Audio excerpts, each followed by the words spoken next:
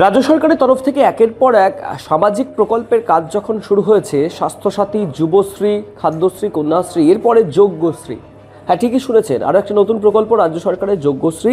সেখানে অ্যাকাউন্টে ঢুকবে ৩,০০০ টাকা। শর্ত কি কি সে সমস্ত জেনেই তারপর এই প্রকল্পে আবেদন করতে বলা হচ্ছে। কি বলা হচ্ছে জানাবো আপনাদের। অনেক ক্ষেত্রে দেখা যাচ্ছে মেধা এবং বড় হওয়ার স্বপ্ন থাকলেও তাতে বাধা হয়ে দাঁড়াচ্ছে অর্থনৈতিক অবস্থা। মাধ্যমিক উচ্চ মাধ্যমিকে দুর্দান্ত রেজাল্ট করেও কত পড়ুয়া হারিয়ে যাচ্ছে শুধুমাত্র অর্থের অভাবে। ডাক্তার, ইঞ্জিনিয়ার স্বপ্ন তাদের অধরাই থেকে যাচ্ছে। সেই কথা মাথায় রেখেই মেধাবী ছাত্রছাত্রীদের দিকে হাত বাড়িয়ে দিয়েছে রাজ্য সরকার। চালু হয়েছে যজ্ঞশ্রী প্রকল্প, যাতে 10 মাসে মিলছে ৩,০০০ টাকা। কিভাবে আবেদন করবেন, কারা কারা এই প্রকল্পের সুবিধা পাবেন, বলবো এই ভিডিওতে। অনলাইন ও অফলাইন দুই পদ্ধতিতে এই প্রকল্পে আবেদন করা যাচ্ছে। অনলাইনে আবেদনের জন্য চলে যেতে হচ্ছে https://wbcdev.webstep.in এই ওয়েবসাইটে। সেখানেই মেলবে ফর্ম।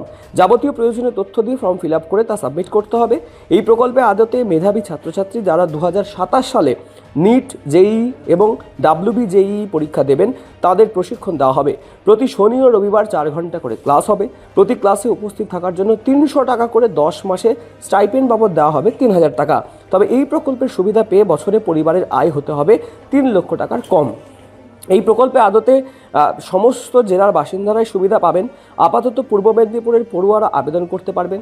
পূর্ব মেদিনীপুরের জেলার 7টি জায়গায় এই শিবিরের ব্যবস্থা করা হয়েছে, যেখানে যজ্ঞশ্রী প্রকল্পের জন্য আবেদন করতে পারবেন পড়ুয়ারা। সেখানেই পড়ুয়াদের প্রশিক্ষণও দেওয়া হবে। পরবর্তী ক্ষেত্রে রাজ্যের অন্যান্য জেলার পড়ুয়ারাও এই প্রকল্প তথা যজ্ঞশ্রী প্রকল্পের সুবিধা পাবেন বলে জানা যাচ্ছে নবান্ন সূত্রে।